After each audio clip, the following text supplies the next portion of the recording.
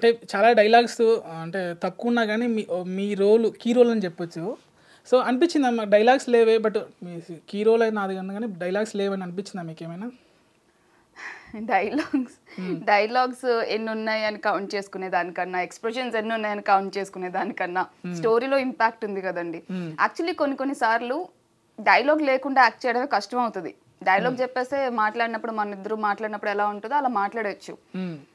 Suppose ఆ climax ఫైట్కి ఇచ్చే reactions కానీ అది చాలా కష్టమైనదండి. నేను చాలా ఏ షూట్కి అంత కంగారు పడలేదు, కానీ నేను క్లైమాక్స్ ఫైట్ షూట్కి చాలా కంగారు పడ్డా. బికాస్ నా నుంచి వచ్చే ఎక్స్ప్రెషన్స్ ఆ ఇంపాక్ట్కి యాడ్ చేయాలి.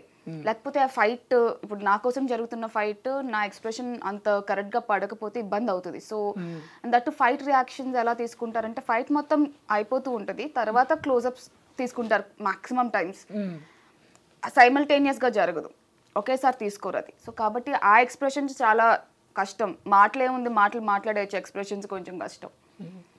సో అంటే అన్నీ ఉంచారు కదా, ఎడిటింగ్లో కొన్ని సీన్లు పోయి ఉంటాయి.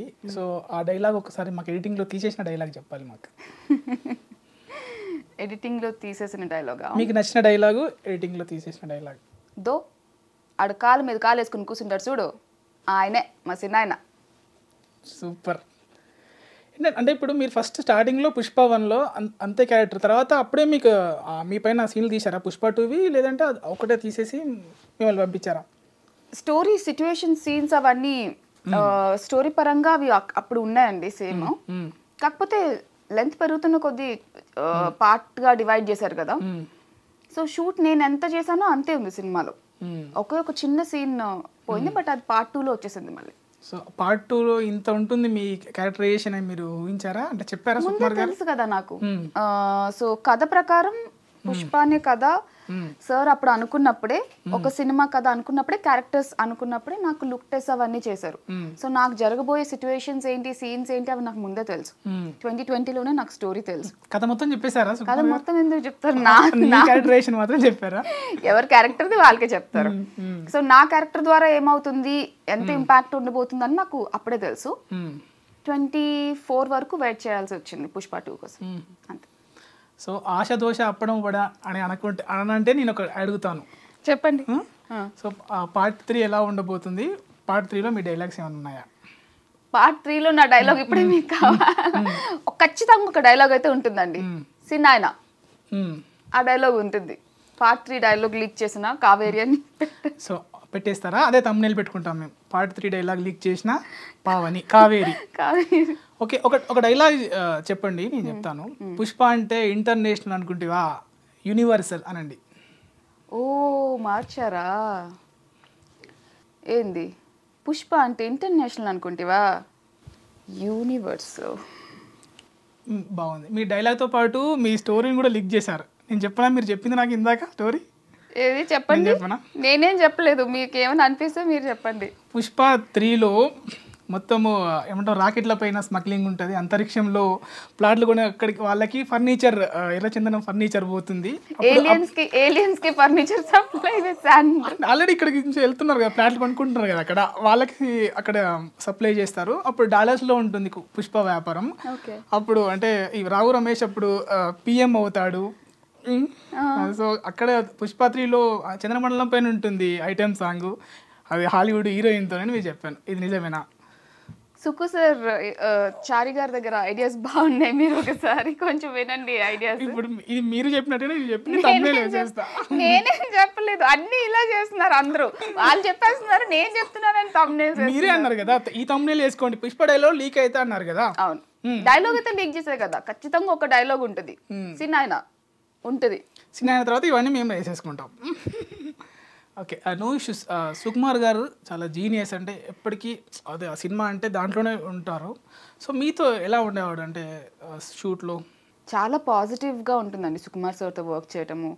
అండ్ చాలా కూల్గా ఉంటారు సెట్లో, చాలా కూల్గా ఉంటారు, హ్యాపీగా వర్క్ చేస్తారు సార్ కానీ బన్నీ సార్ కానీ సెట్లో. ఎప్పుడు ఆ టెన్షన్ అట్మాస్ఫియర్ కానీ లేదా నెగిటివ్ అట్మాస్ఫియర్ అస్సలు ఏమి ఉండదు ఎప్పుడు. చాలా అందరితోనూ చాలా హ్యాపీగా పాజిటివ్గా కొలాబరేటివ్గా వర్క్ అట్మాస్ఫియర్ ఉంటుంది. సో నాతో అయితే ఇంకొంచెం ఎక్స్ట్రా ప్రేమగా ఉండేవాళ్ళు. అంటే ఎవరు ఇంతవరకు చెప్పండి మీతో ఎలా ఉండేవాళ్ళు బిహైండ్ ద స్క్రీన్? ఏ ఇంటర్వ్యూలో చెప్పండి మీరు చెప్పాలి నాకు ఇప్పుడు నార్మల్గానే సుకుమార్ సార్ రాసుకున్న క్యారెక్టర్స్ని చాలా ప్రేమిస్తారు ఏ డైరెక్టర్ అయినా కూడా. సుకుమార్ సార్ ఇంకా బాగా ఇన్వాల్వ్ అయ్యి క్యారెక్టర్స్ అన్నింటినీ ఎంత ప్రేమిస్తారో అందులో కావేరి అనే క్యారెక్టర్ సినిమా కథలో కూడా కావేరికి చాలా ప్రేమ వస్తుంది వాళ్ళ ఇంటి దగ్గర నుంచి కానీ వాళ్ళ చిన్నాయన దగ్గర నుంచి కానీ వాళ్ళ పిన్నమ్మ దగ్గర నుంచి కానీ. సో చాలా ప్రేమించబడే క్యారెక్టర్.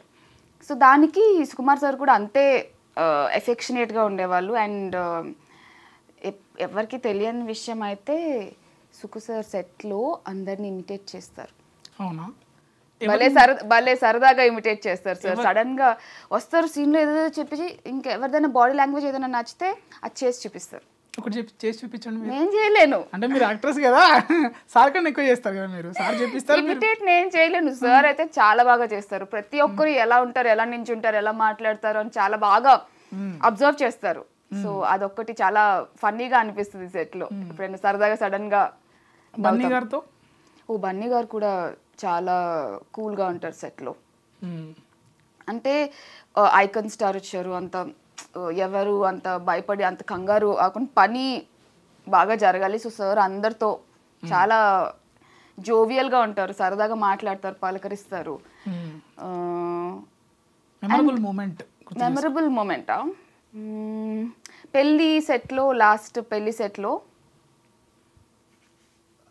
అప్పటికే రోజంతా పెళ్లి హడావిడి జరిగినట్టే మేము అందరం పందిరి నించోవడం, గిఫ్ట్లు ఇవ్వడం, పోవడం అన్నీ చాలా చాలా షూట్ చేసాం అక్కడ. సో 10-10:30 అయింది నైట్. వెయిట్ చేస్తున్నాం లాస్ట్ షాట్ ఎప్పుడు అని అందరూ వరుసగా నించున్నాం కదా. సో అందరూ నవ్వేది ఉంది కదా, క్లైమాక్స్ నవ్వి అక్కడ అదైతే ఫ్లవర్ వేస్ట్ చూపిస్తారు, అయిపోవాలి. సో ఆ టేక్ అవుతుంది, చేసాము. సార్ సూపర్ అన్నారు, సుకు సార్ సూపర్ అన్నారు.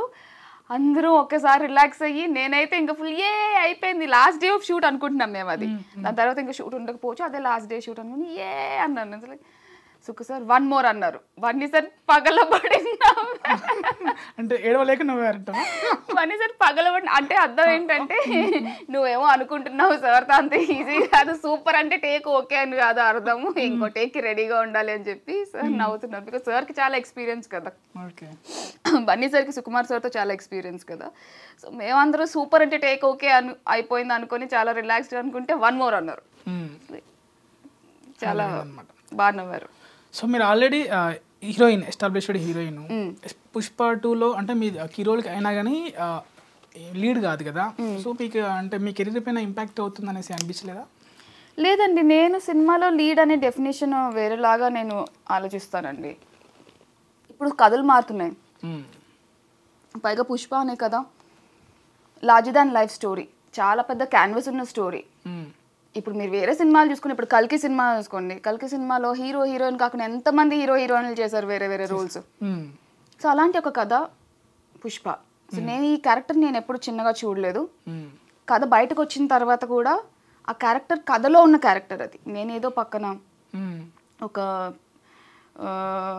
చెల్లెల క్యారెక్టర్ లాను ఏదో ఒక ఇంపాక్ట్ ఉండాలి క్యారెక్టర్, ఏదో ఉంది కదా క్యారెక్టర్ అని లేదు కాబట్టి నేను కూడా చాలా హ్యాపీగా చేశాను. అండ్ ఇప్పుడు అది అంతే బాగా బయటకు వచ్చింది కూడా, రెస్పాన్స్ కూడా అంతే ఉంది. సో ఫ్యూచర్లో చేస్తారా మరి ఇటువంటి క్యారెక్టర్స్? కథలో చూడండి, మంచి కథలు చేయాలండి, మంచి సినిమా చేయాలి. నేను హీరోయిన్గా సినిమాలు చేస్తూ చేస్తూ కూడా ఇలాంటి పెద్ద కథల్లో ఏదైనా మంచి ఆఫర్ వచ్చినప్పుడు ఖచ్చితంగా చేస్తాను. మీకు ఇష్టమైన హీరోయిన్ ఎవరు? నాకు ఇష్టమైన హీరోయినా చాలా మంది ఉన్నారండి, ఒకరిద్దరు కాదు. సావిత్రి గారు అంటే ఇష్టం, శ్రీదేవి గారు అంటే ఇష్టం, సాయి పల్లవి గారు అంటే ఇష్టం, చాలా మంది ఉన్నారు.